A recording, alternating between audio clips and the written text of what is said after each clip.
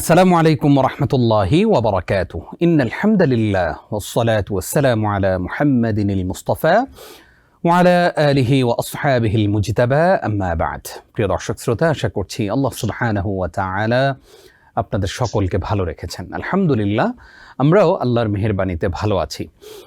আপনাদের সকলকে আন্তরিক প্রীতি ও মোবারকবাদ জানিয়ে শুরু করছি আপনাদের প্রিয় অনুষ্ঠান TBN24 টেলিভিশনের সাপ্তাহিক জীবন ঘনিষ্ঠ আয়োজন, জুমা পূর্ববর্তী আয়োজন ইসলামী সমাধান অনুষ্ঠানে। আজকেও আপনাদের সঙ্গে আছি আমি নিজাম বিন মুহিব, আর নিশ্চয়ই আমার সঙ্গে একজন সম্মানিত অতিথি রয়েছেন যিনি আমাদেরকে কোরআন সুন্নাহর আলোয় আলোকিত করে থাকেন। আজকেও আমরা আমন্ত্রণ জানিয়েছি এবং আমরা পেয়েছি আমাদের প্রিয় স্কলারকে। আমাদের সঙ্গে আছেন ডক্টর মোহাম্মদ মনজুর ইলাহি হাফিজাহুল্লাহ। আসসালামু আলাইকুম রহমতুল্লাহ। ওয়ালাইকুম আসসালাম ওয়া রাহমাতুল্লাহি ওয়া বারাকাতুহু। উস্তাদ কেমন আছেন? আলহামদুলিল্লাহ, আলহামদুলিল্লাহ। আপনি কেমন আছেন? আলহামদুলিল্লাহ, আমরাও ভালো আছি। আপনাকে TBN24 টেলিভিশনের এই জীবন ঘনিষ্ঠ আয়োজনে স্বাগত জানাচ্ছি। বারাকাল্লাহু ফিকুম ওয়া ইয়াকুম। প্রিয় দর্শক, আমরা গত সপ্তাহে ইসলামের ফরজ বিধান নিয়ে যে সিরিজ আলোচনা শুরু করেছি, আজকে তার দ্বিতীয় পর্ব। আজকে আমরা সালাত নিয়ে আলোচনা করব। সালাতের পুরো বিষয়টা, কিভাবে ঠিক আমরা সালাত আদায় করব, সালাত পড়ার ক্ষেত্রে আমরা কোন মানদণ্ড ফলো করব, এইরকম করে আমাদের অনেকগুলো প্রশ্ন নিয়ে আজকে আমরা আয়োজন সাজিয়েছি। আপনাদের যে কোনো প্রশ্ন আপনারা আমাদেরকে করতে পারেন স্ক্রিনে প্রদর্শিত নাম্বারে, তবে অবশ্যই একটি বিরতির পর আমরা আপনাদের প্রশ্নগুলো নেওয়ার চেষ্টা করব। স্যার, আমরা একদম শুরুতেই যে প্রশ্নের জবাব আমাদের দর্শকদেরকে দিতে চাই তা হচ্ছে, সালাত তো আমাদেরকে আদায় করতেই হয়, তো আপনার কাছে আমাদের জানতে চাওয়া হলো সালাত আদায়ের গুরুত্ব কতটুকু? আলহামদুলিল্লাহ ওয়াসসালাতু ওয়াসসালামু আলা রাসূলিল্লাহ ওয়া আলা আলিহি ওয়া আসহাবিহি ওয়া মাওয়ালা। একজন মুসলিমের শাহাদার পর তার ঈমানকে যখন সে নিশ্চিত করে, ঈমানের ঘোষণাটা দেয়, শাহাদা মূলত ঈমানের ডিক্লারেশন, এরপরে তার প্রধানতম কাজ হচ্ছে সালাত পড়া। এই যে কথাটা বললাম, এই কথাটা ইটসেলফ সালাতের গুরুত্বকে আমাদের সামনে প্রকটিতভাবে তুলে ধরে, এবং সালাত যে কতটা গুরুত্বপূর্ণ সেটাও আমাদের সামনে স্পষ্ট হয়ে যায়। তারপরেও আমরা দেখি যে ইসলাম সালাতের গুরুত্ব নিয়ে আরো যথেষ্ট বক্তব্য প্রদান করেছে। আমরা কোরআন এবং সুন্নায় সালাতের ব্যাপারে যথেষ্ট নির্দেশনা পাই। যেমন আমরা দেখি যে আল কোরআনে আল্লাহ সুবহানাহু ওয়া তাআলা ওয়া আকিমুস সালাহ বলেছেন, সূরাতুল বাকারার 43 নম্বর আয়াত, আর তোমরা সালাত কায়েম করো। এবং তিনি এটা বহুবচনে বলেছেন, অর্থাৎ সকল মানুষকেই সালাত পড়তে হবে যারা শাহাদাবানী উচ্চারণ করেছে। আসলে এই নির্দেশনাটা সবার জন্য। এখন যে শাহাদাবানী উচ্চারণ করেছে সে এটাকে মেনে নিয়েছে, আর যারা উচ্চারণ করেনি তারা ভাবছে যে আমি এই নির্দেশের বাইরে। মূলত সব মানুষের প্রতি নির্দেশ। এরপর আল্লাহ সুবহানাহু ওয়া তাআলা এক বচনে বলেছেন ওয়া আকিমিস সালাহ, আর তোমরা সালাত আর তুমি সালাত কায়েম করো। আল্লাহ সুবহানাহু ওয়া তাআলা সূরাত আল বাইয়িনার মধ্যে স্পষ্ট করে বলেছেন ওয়া মা উমিরু ইল্লা লিয়াবুদুল্লাহা মুখলিসিনা লাহুদ-দ্বীন হুনাফাআ ওয়া ইউকিমুস সালাতা ওয়া ইউতুজ যাকাতা ওয়া যালিকা দীনুল কাইয়্যিমা। তাদেরকে এই নির্দেশই দেওয়া হয়েছে যে তারা যেন ইখলাসের সাথে দ্বীনকে একনিষ্ঠ করে নিয়ে আল্লাহর ইবাদত করে, এবং যেন তারা সালাত কায়েম করে আর যাকাত প্রদান করে, আর এটাই হচ্ছে সরল সঠিক দ্বীন। আল্লাহ সুবহানাহু ওয়া তাআলা সূরাতুন নিসার 103 নম্বর আয়াতে স্পষ্ট করে দিয়েছেন ওয়াক্ত মতো সালাত পড়াটা ফরজ। ইন্না সালাতা কানাত আলাল মুমিনিনা কিতাবাম মাওকুতা, নিশ্চয়ই সময় মতো ওয়াক্ত মতো সালাত পড়াটা ফরজ। আর ওয়াক্তটা জানবো কোত্থেকে? আল কোরআনও কখনো কখনো আমাদের কাছে সংক্ষেপে ওয়াক্তগুলো উল্লেখ করেছে, যেমন সকাল, সন্ধ্যায় এবং রাতে ইত্যাদি বিভিন্ন সময় উল্লেখ করেছে। আর এটাকে বিস্তারিতভাবে উল্লেখ করেছে হাদিস, নবী সাল্লাল্লাহু আলাইহি সাল্লাম তিনি উল্লেখ করেছেন। নবী সাল্লাল্লাহু আলাইহি সাল্লাম তিনি সালাতের এই ক্লিয়ার ডিক্লারেশনের পাশাপাশি তিনি কিন্তু জানিয়ে দিয়েছেন যে দিনে এবং রাতে 5 ওয়াক্ত সালাত পড়াটা ফরজ। তিনি মুআদ ইবনে জাবাল রাদিয়াল্লাহু তাআলা আনহুকে যখন ইয়েমেনে গভর্নর হিসেবে পাঠিয়েছেন, তখন তিনি তাকে এই নির্দেশটা দিয়েছেন যে যদি মানুষ তাওহীদের বাণীটা অ্যাকসেপ্ট করে, কালিমার দাওয়াতটাকে অ্যাকসেপ্ট করে, তখন তাদেরকে জানিয়ে দাও, ফাআলিমহুম, কোন রায়াতে এসেছে ফাআখবিরহুম, أن الله سبحانه وتعالى قد افترض عليهم 5 صلوات في اليوم والليلة তাদেরকে জানিয়ে দাও যে আল্লাহ সুবহানাহু ওয়া তাআলা দিনে এবং রাতে তাদের উপর 5 ওয়াক্ত সালাত ফরজ করেছেন। এছাড়াও সালাত ইসলামের একটা অন্যতম স্তম্ভ, সেটি আব্দুল্লাহ ইবনে ওমর ইবনুল খাত্তাব রাদিয়াল্লাহু তাআলা আনহুর হাদিসে বুখারী মুসলিমের মধ্যে আমরা পাই, যেখানে নবী সাল্লাল্লাহু আলাইহি ওয়াসাল্লাম বলেছেন বুনিয়াল ইসলামু আলা খামসিন শাহাদাতি আল্লা ইলাহা ইল্লাল্লাহ ওয়া আন্না মুহাম্মাদুর রাসূলুল্লাহ ওয়া ইকামিস সালাহ। দ্বিতীয়টাই তিনি বলেছেন ওয়া ইকামিস সালাহ। তো এভাবে আমরা দেখি যে সালাতের এতটাই গুরুত্ব দেওয়া হয়েছে যে 5 ওয়াক্ত সালাত এটা ফরজ, তরক করার কোনো অপশন নেই, বরং তরক করাটাকে নবী সাল্লাল্লাহু আলাইহি ওয়াসাল্লাম কুফরি বলে উল্লেখ করেছেন। আরেকটি হাদিসে আল আহাদুল্লাযী বাইনানা ওয়া বাইনাহুম আস-সালাহ ফামান তারাকাহা ফাকাদ কাফার, আমাদের এবং তাদের মধ্যে পার্থক্য হচ্ছে সালাত তরক করা। সালাত যারা সালাত তরক করবে তারা কুফরি করলো। তো এই কথার দ্বারাও কিন্তু সালাতের গুরুত্ব প্রকটভাবে আমাদের সামনে প্রকাশিত হয়েছে যে সালাত এমন একটা ফরজ obligation, obligatory job of a Muslim যে one cannot leave, one cannot give up salah. সালাতকে কখনো তরক করার কোনো সুযোগ নাই। যতক্ষণ পর্যন্ত মানুষের হুঁশ আছে তাহলে সে সামর্থ্য অনুযায়ী সালাত আদায় করবে। যদি দাঁড়ানো সামর্থ্য না থাকে তাহলে বসে যদি সামর্থ্য না থাকে তাহলে শুয়ে, যেমনটি রাসূল সাল্লাল্লাহু আলাইহি ওয়াসাল্লাম সহিহ বুখারী হাদিসের মধ্যে বলেছেন সাল্লি কাইমান ফাইন লাম তাস্তাতি ফাকাইদান ফাইন লাম তাস্তাতি ফাআলা জামবিন, দাঁড়িয়ে সালাত পড়ো, না পারলে বসে, না পারলে শুয়ে। তাহলে এই সব কিছুই কিন্তু আমাদের সামনে সালাতের গুরুত্ব অত্যন্ত প্রকটভাবে তুলে ধরে যে each and every individual Muslim, if he is physically matured and he has a complete intellect, তাহলে তাকে সালাত পড়তে হবে। তার যদি আকল শুদ্ধ থাকে, সে যদি বেহুশ না হয় এবং সে যদি বালেগ হয়, যেটাকে আমরা বলেছি ফিজিক্যালি ম্যাচিউরড হওয়া, তাহলে তাকে অবশ্যই সালাত পড়তে হবে। আশা করছি আমাদের দর্শকরা সালাতের গুরুত্ব সম্পর্কে গুরুত্বপূর্ণ মেসেজ পেয়েছেন। আমরা আমল করার চেষ্টা করব, আমাদের দ্বারা যেন কখনো সালাত নষ্ট না হয় এবং সালাতের প্রতি আমাদের যে গাফিলতি রয়েছে সেটা যেন দূর হয়ে যায়। আশা করছি আমরা সেই প্র্যাকটিসটাই করব।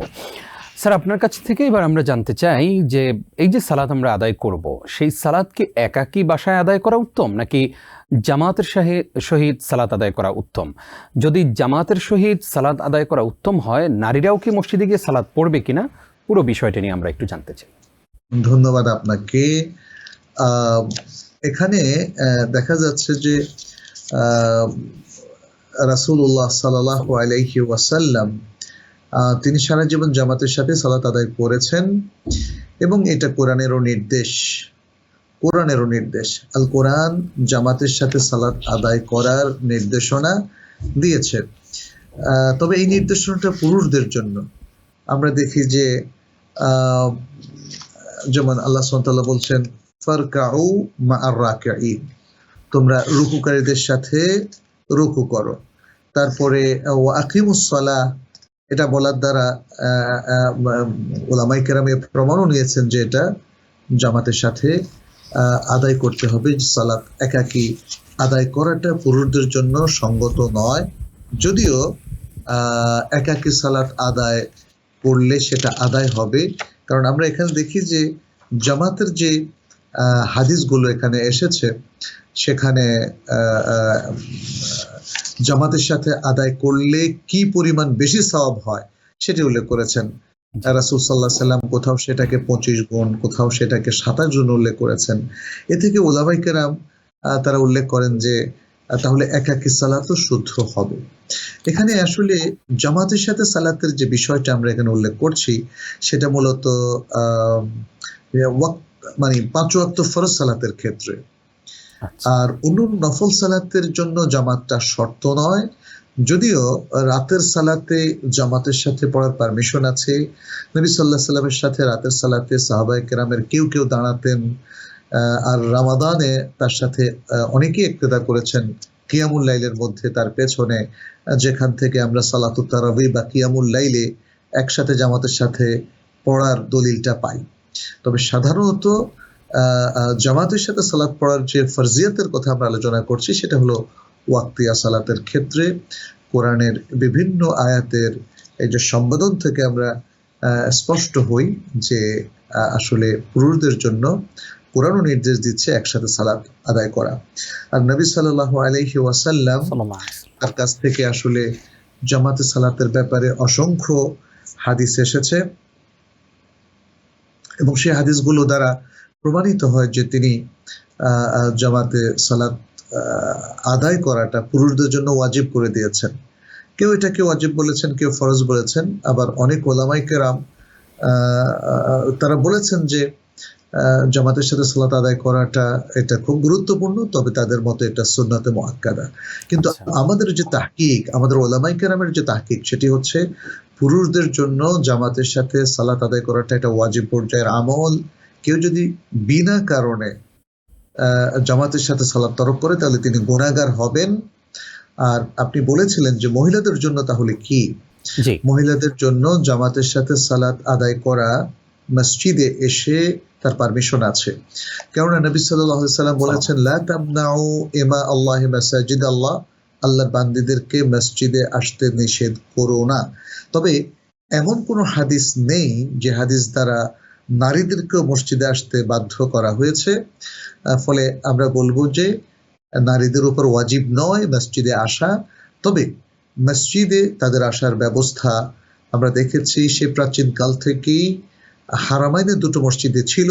নবী সাল্লাল্লাহু আলাইহি ওয়াসাল্লামের জামানা থেকে একদম শুরু থেকেই আমরা বুখারীর হাদিসে পাই যে ফজরের সালাত যেহেতু নবী সাল্লাল্লাহু আলাইহি ওয়াসাল্লাম অন্ধকার থাকতেই শুরু করতেন সুবহে সাদেকের পরে, এবং অন্ধকার থাকতেই তিনি সালাতটা শেষ করতেন, যদিও লম্বা করতেন, সালাতটা শেষ করতেন, এবং মহিলারা অন্ধকার থাকতেই যেন তাদেরকে চেনা না যায় তারা বাসায় চলে যেত। তার মানে হচ্ছে ফজরের সালাতে পর্যন্ত নবী সাল্লাল্লাহু আলাইহি ওয়াসাল্লামের যুগে মহিলারা মসজিদে নববীতে জামাতে শামিল হতেন, কিন্তু এটা তাদের জন্য ওয়াজিব ছিল না। এবং নবী সাল্লাল্লাহু আলাইহি ওয়াসাল্লাম আমরা দেখেছি হাদিসটিতে বলেছেন আল্লাহর বান্দীদেরকে তোমরা মসজিদে আসতে নিষেধ করো না। তাহলে মেয়েদের জন্য মসজিদে আসাটা জায়েজ আছে, তবে ম্যান্ডেটরি নয়। জি, আমরা যেহেতু আমাদের অনেক বোন যারা আমাদের নিয়মিত দর্শক আমাদের অনুষ্ঠানটি দেখছেন এবং সবসময় দেখে থাকেন, আশা করছি আমাদের বোনেরাও সুন্দর একটি মেসেজ উপহার পেলেন। স্যার, আমরা জানতে চাই যে সালাত যে আমি পড়ব সেটার আসলে মানদণ্ডটা কি হবে? আমি কোন জিনিসটাকে ফলো করে সালাত আদায় করব? আমরা দেখতে পাই যে কেউ বুকের উপর হাত বাঁধেন, কেউ নাভির নিচে হাত বাঁধেন, কেউ হাত বাঁধেনই না, কেউ রাফেল ইয়াদাইন করেন, কেউ করেন না। আসলে এই যে সৌন্দর্যটা, এটা আসলে কিভাবে আসলো? পাশাপাশি আপনার কাছে আমাদের জানতে চাওয়া হলো কোন জিনিসটাকে সামনে রেখে, কোন মানদণ্ডকে আমরা ফলো করে আমরা সালাত আদায় করব? জি, ধন্যবাদ। রাসূল সাল্লাল্লাহু আলাইহি ওয়াসাল্লাম থেকে একটা বিখ্যাত হাদিস এসেছে, তিনি বলেছেন সাল্লু কামা রাআইতুমুনি উসাল্লি, তোমরা আমাকে যেভাবে সালাত আদায় করতে দেখছো সেভাবে সালাত আদায় করবে। সুতরাং মানদণ্ড এটাই। যেহেতু সালাত হচ্ছে একটা এক্সক্লুসিভ ইবাদা, ইবাদার মধ্যে আমরা দেখি যে দুই প্রকার ইবাদা আছে। একটা হলো এক্সক্লুসিভ ইবাদা, যেমন সালাত, যেমন সিয়াম, যেমন হাজ, যেমন কোরবানি, তাই না? এগুলো রাসূল সাল্লাল্লাহু আলাইহি ওয়াসাল্লাম তিনি কমপ্লিটলি এ টু জেড তিনি ভালো করে দেখিয়ে দিয়েছেন। ফলে এই এক্সক্লুসিভ ইবাদতগুলোর ক্ষেত্রে কোনো একটা অংশ নিজের মন মতো করার কোনো সুযোগ নেই। ইবাদতের আরেকটা আছে যেগুলো আপনি ঠিক মতো নিজের মন মতো করলে চলে, ঠিক মতো। সেটা হচ্ছে যেমন একজন ভাইয়ের সাথে আপনি সুন্দর আচরণ করলেন, এটা রাসূল সাল্লাল্লাহু আলাইহি ওয়াসাল্লাম শুধু মূলনীতি দিয়ে দিয়েছেন, তার সাথে হাস্যবদনে কথা বলো, তাকে রেসপেক্টফুলি অ্যাড্রেস করো, তাকে আক্রমণাত্মকভাবে কথা বলো না, ইত্যাদি। এই যে মূলনীতিগুলো দিয়েছেন তার আলোকে আমি তার সাথে যে কোনো কথা বলে তাকে খুশি করতে পারি, তাই না? আমি দান খয়রাত যে কোনোভাবে যদি আমার ভাইকে, যেমন হয়তো তার চিকিৎসার জন্য দিলাম, তার পড়াশোনার জন্য দিলাম, তার পারিবারিক ব্যয় বহন করার জন্য দিলাম, মানে এখানে কোনো সুনির্দিষ্ট কোনো আকার আকৃতি বা ডিটেইলস বর্ণনা করা নেই। তাহলে আমাদের দৈনন্দিন জীবনের অনেক আমালে সালেহ, এগুলো আমাদের নিয়তের উপর ভিত্তি করে এগুলো ইবাদতে গণ্য হয়, সেগুলোর জন্য কোনো এক্সপ্লিসিট পদ্ধতিটা নাই। কিন্তু এক্সক্লুসিভ যে ইবাদতগুলো আছে, বিশেষ বিশেষ ইবাদত, এগুলোর পদ্ধতি A to Z নবী সাল্লাল্লাহু আলাইহি ওয়াসাল্লাম বর্ণনা করেছেন। তার মধ্যে সালাত অন্যতম। যেমন নবী সাল্লাল্লাহু আলাইহি ওয়াসাল্লাম বলে দিয়েছেন, তাহরিমুহা তাকবীরু ওয়া তাহলিলুহা আত-তাসলিম, যে সালাত শুরু হবে আল্লাহু আকবার বলে, শেষ হবে আসসালামু আলাইকুম ওয়া রাহমাতুল্লাহ বলে। আর মাঝখানে কি করব? তার প্রত্যেকটা আমল আমরা দেখি যে স্পষ্ট করে হাদিসে বর্ণিত হয়েছে। এখানে এর মাধ্যমে এই জিনিসটাও আমাদের সামনে প্রকটিত হয়ে ওঠে যে একজন ব্যক্তি যদি রাসূল সাল্লাল্লাহু আলাইহি ওয়াসাল্লামের সালাতের মতো সালাত পড়তে চায়, তাকে অবশ্যই হাদিস মানতে হবে, সুন্নাহ মানতে হবে। কারণ হাদিস এবং সুন্নাহকে ইগনোর করে, উপেক্ষা করে একজন ব্যক্তি রাসূল সাল্লাল্লাহু আলাইহি ওয়াসাল্লামের মতো সালাত পড়তে পারে না। কারণ কোরআন শুধু তাকে বলছে ও আকিমুস সালাহ, তাই না? আর তো তেমন কিছু বলেনি। আর টাইম সম্পর্কে অল্প কিছু আয়াত আছে, আকিমিস সালাতা লিদুলুকিশ শামস, যেমন জোহরের সালাত, জাওয়ালের কথা এখানে বলা হচ্ছে। তারপর গুদুওয়ান আশিয়ান নিয়ে সকাল সন্ধ্যার সালাতের কথাও বলা হয়েছে। বাট সেটাকে খুবই ক্লিয়ারলি মেনশন করেছে হাদিস, যেটা রাসূল সাল্লাল্লাহু আলাইহি ওয়াসাল্লাম বলছেন, সাল্লু কামা রাআইতুমুনি উসাল্লি, তোমরা আমাকে যেভাবে সালাত আদায় করতে দেখছো সেভাবে সালাত আদায় করো। তাহলে রাসূল সাল্লাল্লাহু আলাইহি ওয়াসাল্লামের আমলকে টু দ্য পয়েন্ট আমাদেরকে ফলো করতে হবে। যেমন তিনি প্রথমে আল্লাহু আকবার বলে কিভাবে শুরু করেছেন, তাই না? তিনি দোয়াউল ইস্তিফতা, যেটাকে আমরা সানা বলি, কয়েক ধরনের সানা, তিনি কখনো এটা কখনো ওটা পড়েছেন। তারপরে তিনি আউযু বিল্লাহি মিনাশ শাইতানির রাজিম পড়েছেন, তারপরে বিসমিল্লাহ পড়েছেন, তারপরে সূরা ফাতিহা পড়েছেন, তারপরে সূরা ফাতিহার সাথে কোনো সূরা অথবা কোনো আয়াত তিনি মিলিয়েছেন। প্রথম রাকাতের কথা বলছি। এবং এভাবে আমরা দেখেছি যে তিনি রুকুতে গিয়েছেন, রুকুতে নির্দিষ্ট আযকার পড়েছেন, রুকু থেকে উঠেছেন, তখন নির্দিষ্ট আবার সামি আল্লাহু লিমান হামিদা বলেছেন, এবং এর সাথে আরো অনেকগুলো দোয়া তার কাছ থেকে এসেছে যেটা আমরা হাদিসের গ্রন্থগুলোতে পাই। তারপর আল্লাহু আকবার বলে সেজদাতে গিয়েছেন, সেজদায় তিনি আবার সুনির্দিষ্ট আযকার পড়েছেন। এগুলো আমাদেরকে ফলো আপ করতে হবে, এগুলো আমাদেরকে জানতে হবে, শিখতে হবে। কারণ আমি যদি যেমন দোয়াউল ইস্তিফতা বা সানার পরে আমি যদি আত্তাহিয়াতু পড়তে যাই, তো আমার সালাহ হবে না। জি জি। আত্তাহিয়াতুর জায়গা তাশাহুদে বসে যদি আমি সূরা ফাতিহা পড়া শুরু করি, তাহলে তো আমি গড়বড় করে ফেললাম, তাই না? তাহলে আবার আমি যদি সুবহানা রাব্বিয়াল আযীম সেজদায় পড়ি আর সুবহানা রাব্বিয়াল আ'লা রুকুতে পড়ি, তাহলে কিন্তু আমরা রাসূল সাল্লাল্লাহু আলাইহি ওয়াসাল্লামের ইনস্ট্রাকশনটাকে ফলো করলাম না এবং উল্টাপাল্টা করে ফেললাম। ফলে আপনি যে কথাটা বলছেন, মূল নীতিটা কি? মূল নীতিটা হলো এই যে রাসূল সাল্লাল্লাহু আলাইহি ওয়াসাল্লামের ওই হাদিসের আলোকে, সাল্লু কামা রাআইতুমুনি উসাল্লি, আমাকে to the point, each and every event, এবং কেরাতের ক্ষেত্রে, আযকারের ক্ষেত্রে, মুভমেন্টের ক্ষেত্রে, প্রত্যেকটা ক্ষেত্রে আমাকে রাসূল সাল্লাল্লাহু আলাইহি ওয়াসাল্লামকে অনুসরণ করতে হবে। দেখতে হবে তিনি কয়বার হাত তুলেছেন। যেমন সালাত শুরু করার ক্ষেত্রে রাফউল ইয়াদাইন থেকে আরম্ভ করে এভরিথিং, আমরা তাকে আসলে টু দ্য পয়েন্ট অনুসরণ করাটাই হচ্ছে মূল ভিত্তি। তবে এখানে একটা জিনিস আমি বলি যে আমাদের ওলামায়ে কেরাম সালাতের আমলের ক্ষেত্রেও কোথাও কোথাও তারা ইখতিলাফ করেছেন, এবং তাদের ইখতিলাফ একদমই ভিত্তিহীন সেটা আমি বলবো না। নানা রকম দলিল তারা এখানে পেশ করেছেন। হয়তো সেই দলিলগুলো কারো কাছে কোনোটা দুর্বল, আবার কখনো কখনো তারা কেউ সেটাকে মানসুখ বলে দাবি করেছেন, ইত্যাদি নানা সমীকরণ কিন্তু এখানে আছে। কেউই রাসূল সাল্লাল্লাহু আলাইহি সাল্লামের হাদিসগুলো নিয়ে অসম্মানজনক আচরণ করেননি। তবে আমরা যারা গবেষক, যারা এই হাদিসগুলো বুঝতে পারি, তাদের উচিত হবে সবচেয়ে বিশুদ্ধতম হাদিসগুলোকে এখানে প্রাধান্য দেওয়া এবং সবচেয়ে শক্তিশালী হাদিসগুলো অনুযায়ী আমল করা, দুর্বল, জাল এই ধরনের হাদিসগুলো এখানে কনসিডার না করা। আর কোনো কোনো ক্ষেত্রে যখন আমাদের সাথে কোনো একটা আমলে কেউ খেলাফ করেন, সেখানে একটু সহিষ্ণুতার পরিচয় দিতে হবে, রেসপেক্টফুল আচরণ করতে হবে। কারণ কোনো ব্যক্তি যদি দেখা যায় যে তিনি দুর্বল এবং জাল হাদিস অনুযায়ী আমল করছেন, সালাতের মতো অত্যন্ত গুরুত্বপূর্ণ আমলের ক্ষেত্রেও এটা তার জন্য অবশ্যই ডিসক্রেডিট, কিন্তু তার বিচার দায়িত্ব তো আমাদের সবার না। আমরা হয়তো তাকে বোঝাবো, তাকে বলবো, কারণ সালাতের মতো গুরুত্বপূর্ণ জায়গাতেও যেহেতু ইখতিলাফ হয়ে গেছে, এই ইখতিলাফগুলো আমাদের সুন্দর আচরণের সাথেই আমাদেরকে এটাকে ফেস করতে হবে। আমরা একজন আরেকজনের প্রতি আক্রমণাত্মক না হই, তবে আমাদের ফোকাস থাকবে সবচেয়ে সঠিকটাই যেন আমরা মেনে চলি। আল্লাহ সেই তৌফিক দান করুক, আমিন। স্যার, আসবো আপনার কাছে আবারও ইনশাআল্লাহ ছোট্ট একটি বিরতির পর। প্রিয় দর্শক, আপনারা দেখছেন আপনাদের প্রিয় অনুষ্ঠান TVN 24 এর জুমা পূর্ববর্তী বিশেষ আয়োজন ইসলামী সমাধান। অনুষ্ঠানের এই পর্যায়ে ছোট্ট একটি বিরতি নিচ্ছি, আশা করছি আমাদের সঙ্গেই থাকবেন। প্রিয় দর্শক, আরও একবার স্বাগত জানিয়ে শুরু করছি আপনাদের প্রিয় অনুষ্ঠান TVN 24 টেলিভিশনের জুমা পূর্ববর্তী আয়োজন ইসলামী সমাধান। আজকে আমরা ইসলামের ফরজ বিধানের সিরিজ আলোচনার দ্বিতীয় পর্ব করছি।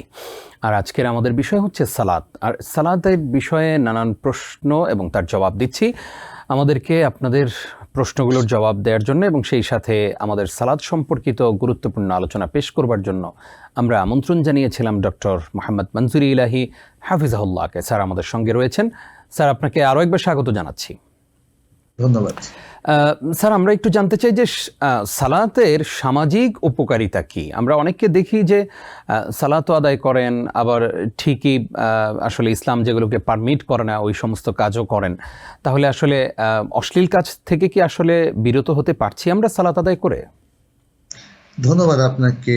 সালাত এতটাই কম্প্রিহেন্সিভ একটা ইবাদা যে ইভেন দুনিয়াবি দিক থেকেও আমরা এর অনেকগুলো বেনিফিট পাই। তার একটা আপনি বললেন সামাজিক, এর যে প্রভাবটা, অনেকগুলো প্রভাব এর মধ্যে পাই।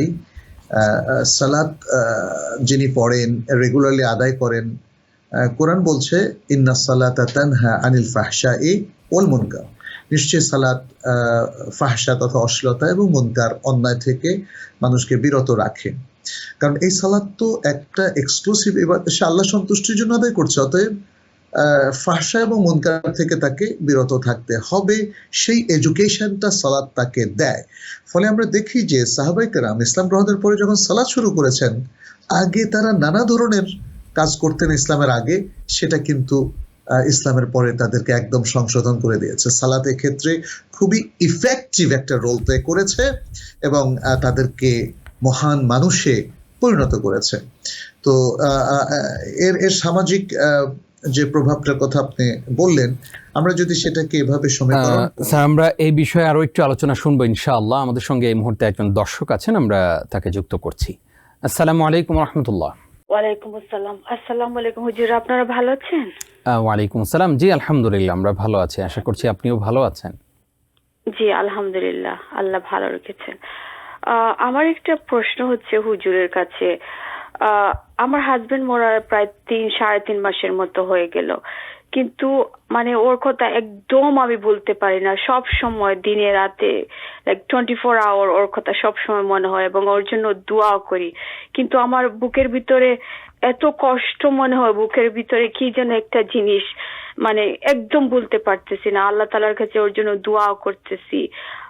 আসলে আমার এই পরিস্থিতিতে আমি কি করতে পারি এবং ওর জন্য কিভাবে, যেমন মা বাবার জন্য যেমন দোয়া আছে রাব্বির হামহুমা কামা রাব্বা এরকম, কিন্তু ওর জন্য আমি আলাদা করে সদকা এরকম করতেছি।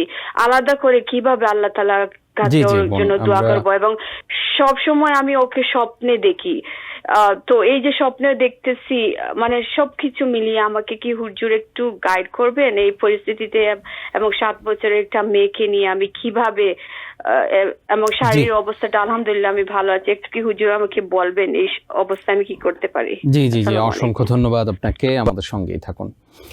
স্যার, নিশ্চয়ই আপনিও প্রশ্নটি শুনেছেন। আমাদের বোনের স্বামী চলে গেছেন পৃথিবী ছেড়ে, 3.5 মাসের মতো হলো। আমাদেরকে উনি লাইভে জানিয়েছিলেন ও দোয়াও চেয়েছিলেন। তো ওনার প্রশ্ন হচ্ছে স্বামীকে উনি ভুলতে পারছেন না, আসলে স্বামীর জন্য স্পেসিফিক কোনো দোয়া করতে পারবেন কিনা, দোয়া আছে কিনা এরকম। ধন্যবাদ আপনাকে। বোন তো আসলে আমাদের সাথে আরো কয়েকবারও কথা বলেছিলেন এবং তার স্বামীর মৃত্যু সংবাদ আমাদেরকে অবহিত করেছেন। আমরা এই ভাইয়ের জন্য দোয়া করি, রাহমাহুল্লাহ গফারাল্লাহু লাহু, আল্লাহ তাকে রহম করুন, আল্লাহ তাকে সার্বিক ক্ষমা দান করুন এবং তাকে জান্নাতুল ফেরদাউসের আলা মাকাম দান করুন, আমিন। আমার মনে হয় আমাদের বোন এই দোয়াটাই করতে পারেন। আর যে কথা তিনি বলছেন, প্রিয়জনের প্রতি যে আকর্ষণ, যে ভালোবাসা তার দীর্ঘ দাম্পত্য জীবনে তৈরি হয়েছে, সেটা তিনি ভুলবেন কি করে?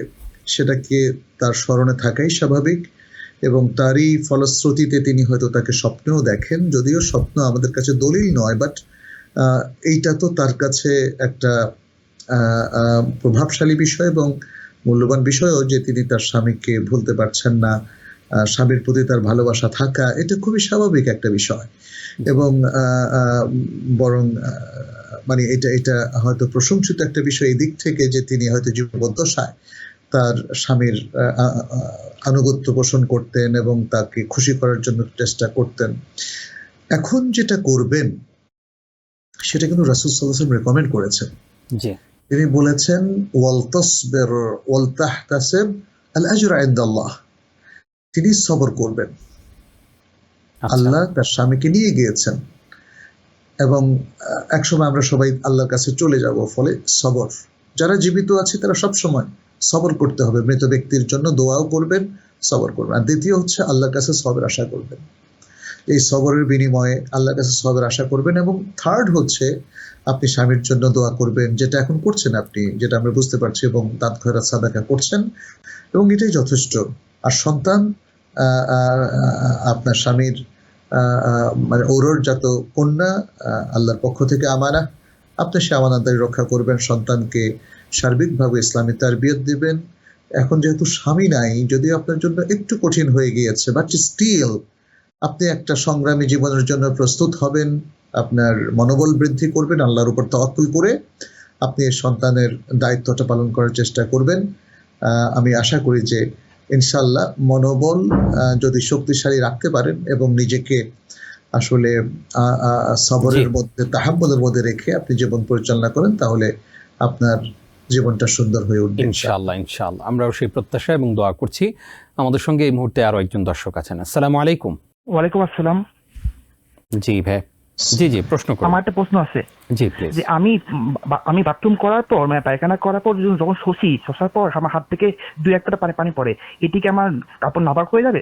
যে প্রশ্নটা পেয়েছি, আমাদের দেখতে হবে তার হাত থেকে যে কয়েক ফোঁটা পানি তার শরীরে অথবা তার কাপড়ে পড়ে কি অবস্থায়, এটা কি নাজাসাত থাকা অবস্থায়, নাকি নাজাসাত পরিষ্কার করার পরেও হাতে পানি থাকে, সে পানিটা পড়েছে। নাজাসাত থাকলে তখন তার কাপড়টা পরিষ্কার করতে হবে, অথবা সেই কাপড়টা পাল্টে তিনি নেবেন। আর যদি দেখা যায় যে না, তিনি হাত আসলে পরিষ্কার করে ফেলেছেন, তারপরে ফোঁটাটা পড়েছে, তাহলে এই যদিও আপনি এই হাত দিয়ে নাজাসাত পরিষ্কার করেছেন, তারপরে লাস্টলি যে ফোঁটাগুলো পড়েছে সেগুলোর মধ্যে আর নাজাসাত না থাকার কারণে আপনার কাপড় আর পাল্টাতে হবে না, ধুতেও হবে না। জি, আশা করছি আমাদের ভাই তার প্রশ্নের জবাব পেয়ে গেছেন। ধন্যবাদ আপনাকে জীবন ঘনিষ্ঠ এই প্রশ্নটি করবার জন্য। স্যার, আমরা আলোচনা শুনছিলাম আপনার কাছ থেকে যে সালাতের সামাজিক উপকারিতা বা প্রভাব সম্পর্কে আপনি বলছিলেন আমাদেরকে। জি ধন্যবাদ। আমি লাস্টে যে কথাটা শুরু করেছিলাম সেটা হচ্ছে অশ্লীলতা এবং অন্যায় আচরণ যদি একজন সালাত আদায়কারী ব্যক্তি পরিত্যাগ করতে পারেন, এর সামাজিক প্রভাব সুদূর প্রসারী। সমাজের মধ্যে সকল অসঙ্গতি এবং ক্ষতিকর সকল আমল এগুলো প্রসারিত হয়। মানুষ যখন অশ্লীল কাজে লিপ্ত হয়, একজন আরেকজনের সাথে ফ্রি মিক্সিং, ইত্যাদি আরো অনেকগুলো, যেমন পরকীয়া, প্রণয় ঘটিত, ধোঁকাবাজি, সামাজিক জীবন বিপন্ন হয়ে ওঠে এবং মেয়েদের জীবন কলুষিত হয়ে যায় এবং তাদের জন্য ঝুঁকি আরো বেড়ে যায়। আর যদি অন্যায় মুনকারাত, যেগুলো আমরা পাপী কাজ বলি, দুর্নীতি, এগুলো যদি সালাতের কারণে আমাদের মুসলিমরা বর্জন করতে পারে, তাহলে সমাজ উপকৃত হয়। কারণ সমাজের সবচেয়ে ভয়ঙ্কর এবং অধঃপতনের দিকটা হচ্ছে পাপ বেড়ে যাওয়া, নানা রকম পাপ এবং অন্যায়, দুর্নীতি বেড়ে যাওয়া, ঘোষ, তারপরে চুরি, চামারি, ছিনতাই, রাহাজানি, তাই না? একজন সালাতরত ব্যক্তি বা সালাত আদায়কারী ব্যক্তি এগুলো পরিত্যাগ করার কারণে সামাজিকভাবে উপকৃত হয়। এছাড়াও সালাতের আরো অনেকগুলো সামাজিক বেনিফিট আছে। এর মধ্যে একটা হচ্ছে মসজিদে যখন আমরা একসাথ হই, দেখা হয়, প্রতিদিন 5 ওয়াক্ত দেখা হওয়া বিশাল ব্যাপার একটা, তাই না? আমরা নিজেরা সময় বের করে একজন আরেকজনের বাসায় গিয়ে দেখা করার সময় হয়তো পাই না, কিন্তু মসজিদ আমাদের একটা মিলনের জায়গা, চমৎকার দেখা সাক্ষাতের জায়গা, কুশলাদি বিনিময়ের জায়গা। মসজিদ আমাদের সোশ্যাল সলিডারিটি বাড়িয়ে দেয়, সোশ্যাল কোঅপারেশনটা বাড়িয়ে দেয়, সম্প্রীতিটা বাড়িয়ে দেয়, তাই না? সালাতের মধ্য দিয়ে আমাদের মধ্যে কারো কোনো রাগ জেদ থাকলে সেটাও কিন্তু কমে যায়। তারপর সালাতের মধ্য দিয়ে আমাদের আরেকটা জিনিস, যেটা আমি সলিডারিটির কথা বললাম, সেখানে সমাজের দুস্থ মানুষদের খোঁজ খবর আমাদের জানা হয়, প্রতিবেশীদের খোঁজ খবর আরো ভালোভাবে জানা হয়, ফলে একে অন্যের বিপদে আমরা হাত বাড়িয়ে দিতে পারি। মসজিদের মাধ্যমে আমরা সামাজিক অনাচার দূর করতে পারি, ক্যাম্পেইন করতে পারি, মাদকের বিরুদ্ধে একটা মানে ভালো রোল প্লে করতে পারি। মসজিদের মাধ্যমে আমরা তরুণদের ক্যাম্পেইন করতে পারি এবং মসজিদের মাধ্যমে আমরা জাকাত এবং চ্যারিটেবল যে কাজগুলো আছে সেগুলো এক্সপান্ড করতে পারি। এভাবে একটা সমাজকে সোশ্যাল এন্টারপ্রেনারশিপের মধ্য দিয়ে বা সোশ্যাল অ্যাক্টিভিটিসের মধ্য দিয়ে একটা সমাজকে, একটা মুসলিম সমাজকে অনেক উন্নত করা এবং অনেক দূরে এগিয়ে নেওয়া সম্ভব। জি, সেই সাথে স্যার আপনি নিশ্চয়ই আমার সাথে একমত হবেন যে ইমামের সাথে তথা একজন আলেমের সাথে খতিবের সাথে খুব ভালো একটা আন্ডারস্ট্যান্ডিং হয়, ভালো একটা সম্পর্ক তৈরি হয় সালাতে। এক্স্যাক্টলি, আপনি এখানে যে কথাটা বললেন তার সাথে আমি আরেকটু অ্যাড করি যে ইমাম is a leader, social leader, religious leader. আসলে তাকে আমরা একটা সংকীর্ণ দৃষ্টিতে শুধু রিলিজিয়াস লিডার হিসেবে দেখছি, but really he is a social leader. সুতরাং সোসাইটির জন্য একজন ইমাম অনেক কিছু করতে পারে। আমরা নর্থ আমেরিকার বিভিন্ন ইসলামিক সেন্টার ইমামদেরকেও দেখি, they are doing well and they have many contributions, তাই না? ফলে আমার কাছে মনে হয় সালাত শুধু নয়, সালাতের ইমাম, সালাতের মুসল্লি এবং সকলে মিলে আমরা একটা চমৎকার সোসাইটি গড়ে তুলতে পারি ইনশাআল্লাহ। স্যার আমরা জানতে চাই যে সালাত, অনেকে আছেন যে সালাত পড়েন না, যদি কেউ সালাত নিয়ে তুচ্ছতাচ্ছিল্য করেন তাহলে সেক্ষেত্রে তার শাস্তিটা কীরূপ হতে পারে? অনেক সময় আমি কাউকে যদি আমন্ত্রণ জানাই সালাতের, সেক্ষেত্রে কেউ কেউ বলতে পারেন এই কথা, বা অনেক কথা এরকম শোনা যায় যে তোমার নামাজ বা আপনার নামাজ আপনি পড়ুন, আমি পরে পড়ছি বা পরে পড়ব। যদি এইরকম করে কোনো তুচ্ছতাচ্ছিল্য কোনো ইসলামের ফরজ বিধান নিয়ে কেউ করে, তার শাস্তি সম্পর্কে কি বলেছে ইসলাম? এটা ভয়ঙ্কর অপরাধ। আল্লাহ সুবহানাহু ওয়া তাআলা বলেছেন, কুল আবিল্লাহি ওয়া আয়াতিহি ওয়া রাসূলিহি তাস্তাহজিউন, তোমরা কি আল্লাহ তার আয়াত এবং তার রাসূলদেরকে নিয়ে বিদ্রূপ করছো? জি। তারপরে বলছেন লা তা'তাযিরু ক্বাদ কাফারতুম বা'দা ঈমানিকুম, তোমরা কোনো ওযর পেশ করো না, ঈমানের পরে তোমরা কুফরি করে ফেলেছো। সুতরাং এটা ভয়াবহ একটা অফেন্স, সালাতকে নিয়ে তাচ্ছিল্য করা, এবং এখানে ব্লাসফেমি বিষয়টা চলে আসে। অন্য ধর্মের প্রতি তাচ্ছিল্য করা এটা আইনত দণ্ডনীয়। আসলে শুধু কোনো একজন ব্যক্তির সাথে এটা রিলেটেড না, একটা উম্মাহ, একটা গোটা জাতির সাথে একটা রিলেটেড। কারণ আমরা একটু আগেই আলোচনায় বললাম সালাত ইসলামের কোর রিলিজিয়াস অ্যাক্টিভিটিস এবং রিচুয়াল, ইবাদত। ফলে এটাকে তাচ্ছিল্য করা কোনো মুসলিম অথবা অমুসলিমের জন্য আসলে মোটেই বৈধ নয় যে কোনো বিবেচনায়। আর শাস্তি কি হতে পারে এটার জন্য, যদিও ওইভাবে শাস্তিটা লিখিত নয়, তবে সালাতে তাচ্ছিল্যের মধ্য দিয়ে ব্যক্তি ঈমানহারা হয়ে যাবে, এবং তখন মানে মুসলিম সোসাইটির করণীয় হচ্ছে তাকে আবার ঈমানে ফেরত নিয়ে আসা, তওবা করানো, অন্যথায় একটা বড় বিপর্যয় দেখা দিবে। আর আরেকটা জিনিস আমি বলে শেষ করব, সেটি হচ্ছে যেমন ধরেন আমাদের জীবনের জন্য যা জরুরি, যেমন আমাদের দৃষ্টি, আমাদের নিঃশ্বাস, আমাদের জিহ্বা এবং দাঁতের ব্যবহার, আমাদের কানের ব্যবহার, শ্রুতি ইত্যাদি, তো এগুলো যদি আমি ধরুন 2-3 দিন এগুলো বন্ধ করে রাখি, একটা চরম বিপর্যয় দেখা দিবে। তাহলে সালাতটাও ইসলামের এরকম অতীব জরুরি, যেহেতু শাহাদার পরেই সালাতটা 5 ওয়াক্ত সালাত ফরজ, এগুলো পড়তেই হবে, মানে ছাড়ার কোনো অপশনই নাই। তাহলে সেক্ষেত্রে কেউ যদি, কোনো মুসলিম যদি সালাতগুলো বর্জন করে, তাহলে একটা মহা বিপর্যয় তার ব্যক্তির জীবনে দেখা দিবে, তার আখিরাতের জীবনে দেখা দিবে এবং মুসলিম সোসাইটিতে দেখা দিবে। সেই জায়গায় সে যদি নিজে সালাত না পড়ে সালাতকে তাচ্ছিল্য করে, তাহলে বিপর্যয় কিন্তু আরো অনেক বহুদূর বেড়ে যাবে, আল্লাহর পক্ষ থেকে গজব নেমে আসবে এবং আরো অনেক বিপদ আপদ আসতে পারে। ফলে আমরা বলবো যে ঠিক জরুরি যে বিষয়গুলোর কথা আমরা উল্লেখ করলাম, সেগুলো বন্ধ করে যে বিপর্যয়ের মুখোমুখি হয়, সালাতকে তার সাথে তুলনা করে বিপর্যয়কে একটু মেজার করা দরকার, এবং যাতে সে বিপর্যয়ের মুখোমুখি আমরা না হই সে ব্যবস্থা নেওয়া দরকার। জি, আশা করছি আমরা প্রত্যেকেই সালাতের ব্যাপারে আরও যত্নশীল হব ইনশাআল্লাহ। স্যার আমরা একটু জানতে চাই যে আমাদের এই যে সালাতের একটা বিধান, সালাতের মধ্যে আর একটা বিধান রয়েছে কসরের বিধান। এই সালাতকে কখন আমরা কসর করতে পারবো, ঠিক কোন সময়টাতে আমরা কসর করতে পারবো, কতদিনের মধ্যে, কতদিন পর্যন্ত আমরা এই সালাত কসর করতে পারবো? ধন্যবাদ আপনাকে। আসলে সালাতের সাথে আরো অনেকগুলো হুকুম জড়িত, যেমন মুসাফির অবস্থায় যে রোকসাতগুলো, তার মধ্যে কসর একটা। এছাড়াও আরো অনেক রোকসাতের বিষয় আছে। তারপরে আপনার যেমন অসুস্থ ব্যক্তির সালাত, তারপরে জুমার সালাত, ঈদের সালাত, নানা ধরনের সালাতের বিভিন্ন বিষয়গুলো আছে। তো যাই হোক, আপনি সফরের কথা যেটা জিজ্ঞেস করেছেন যে কসর কখন করব, এটা তো সফরের সাথে রিলেটেড, আমি একটু আগেই বললাম। সফর কতটুকু দূরত্বে মানুষ ট্রাভেল করলে শারঈ দৃষ্টিতে সফর বলা হয়, এটা নিয়ে আমাদের ওলামায়ে কেরামের ইখতিলাফ আছে। 3টা মত এখানে বলা হয়েছে। কেউ বলেছেন 48 মাইল অথবা প্রায় 80 কিলোমিটার, কেউ বলেছেন যে না, এটা 15 কিলোমিটারসও হতে পারে। আবার কারো কারো মতে এটা সুনির্দিষ্ট নয়। এক জায়গা থেকে আরেক জায়গায় যদি সে মোটামুটি এক শহর থেকে আরেক শহর, এক জনপদ থেকে আরেক জনপদে যায় এবং সেটাকে ওই এলাকার লোকেরা সফর কনসিডার করে, তাহলে সেটা সফর হবে। এই 3টা অভিমত আমরা পাই। সর্বশেষ অভিমতটা হচ্ছে ইমাম ইবনে তাইমিয়া সহ আরো অনেক এই যুগের মুহাক্কিক উলামায়ে কেরামের মত, শেখ সালেহ বিন উসাইমিনের অভিমত। তো এই মতটা শক্তিশালী আসলে। তাহলে আমরা মানে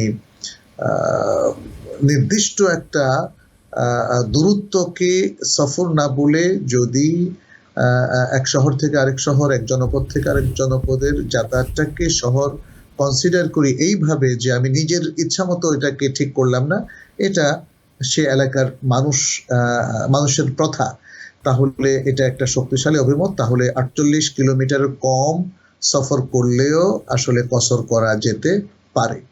তবে একদমই যেমন 8-10 কিলোমিটার বা 15 কিলোমিটার, এটা যদিও কারো কারো অভিমত, কিন্তু এটা আমাদের কাছে অত শক্তিশালী মত বলে মনে হয় না। বিশেষ করে যখন সেটা সেম সিটির মধ্যে থাকবে। একই সিটির মধ্যে যেমন আমরা যদি বাংলাদেশে ঢাকা সিটির কথা বলি, মেগা সিটিটা, হ্যাঁ, যদি এটার বিভিন্ন এলাকা আছে, গুলিস্তান আছে, বনানী আছে, গুলশান আছে। তারপর নিউ ইয়র্ক সিটিরও বিভিন্ন, নিউ ইয়র্ক যেহেতু একটা স্টেট, তাহলে এই সিটির মানে যে অংশটা একটা শহর হিসাবে বিবেচিত, এক প্রান্ত থেকে আরেক প্রান্ত যদি আপনার 30 কিলোমিটার 35 কিলোমিটারও হয়, কিন্তু এটা একটা শহর হিসাবে ধরা হয়, তাহলে সেখানে আসলে বিশুদ্ধ মত অনুযায়ী কসর হবে না। কসর হবে একটা শহর থেকে বেরিয়ে গিয়ে আরেকটা শহরে গেলে। তো আমার কাছে মনে হয় এই মতটা আমরা ফলো করতে পারি ইনশাআল্লাহ। স্যার, সেক্ষেত্রে আমরা একদম সংক্ষেপে যদি জানতে চাই আপনার কাছে, যে আমরা এই সফরের সালাতটা শুধু কি ফরজগুলোকেই ছোট করব, নাকি সুন্নাও সাথে সাথে পড়তে হবে, সুন্নত নামাজগুলো? রাসূল সাল্লাল্লাহু আলাইহি ওয়াসাল্লামের সুন্নাহ ছিল তিনি ফরজটা পড়তেন, আচ্ছা, আর রাতে বা অন্যান্য নফলগুলো তিনি পড়তেন না সাধারণত সফরের নানা কষ্টের কারণে। তবে তিনি আর 2টো সালাত পড়তেন, একটা হলো সালাতুল ভিতর, আর একটা হলো ফজরের আগের 2 রাকাত সালাত, এটা তিনি পড়তেন। তো সফর অবস্থায় আসলে এই রুখসাতগুলো আছে। তবে কেউ যদি তারপরেও যেমন তাহাজ্জুদ সালাত পড়তে চায় কিংবা অন্য সালাত পড়তে চায়, সেটাতে কোনো নিষিদ্ধ হওয়ার কোনো দলিল নাই। কারো সময় আছে, সে যদি নফল কোনো সালাত পড়তে চায় তাতে কোনো সমস্যা নেই। কিন্তু মানে সুন্নাহ হচ্ছে শুধু ফরজ এবং বেতের এবং ফজর 2 রাকাত পড়া, এটা সুন্নাহ। আশা করছি আমাদের দর্শকরা পুরো বিষয়টাই ক্লিয়ার হয়েছেন। অসংখ্য ধন্যবাদ স্যার আমাদের সঙ্গে যুক্ত হবার জন্য, কোরআন সুন্নাহর আলো বিতরণ করবার জন্য। জাযাকুমুল্লাহ খাইর। বারাকাল্লাহ। প্রিয় দর্শক, এতক্ষণ আমাদের সঙ্গে থাকবার জন্য আপনাদেরকেও ধন্যবাদ জানিয়ে শেষ করছি আজকের আয়োজন। আপনারা দেখছিলেন আপনাদের প্রিয় অনুষ্ঠান TVN 24 এর সাপ্তাহিক জীবন ঘনিষ্ঠ আয়োজন ইসলামী সমাধান। আগামী পর্ব দেখবার আমন্ত্রণ জানিয়ে বিদায় নিচ্ছি আমি নিজাম বিন মুহিব। আসসালামু আলাইকুম ওয়া রাহমাতুল্লাহি ওয়া বারাকাতুহু। وما أرسلنا من قبلك إلا رجالا نوحي إليهم فاسألوا أهل الذكر إن كنتم لا تعلمون. TBN 24 টেলিভিশন দেখতে আজই কল করুন 7187776556। লগ ইন করুন www.totalcablebd.com। নিউ ইয়র্ক থেকে সম্প্রচারিত TBN 24 টেলিভিশন বিশ্বজুড়ে বাঙালির কণ্ঠস্বর।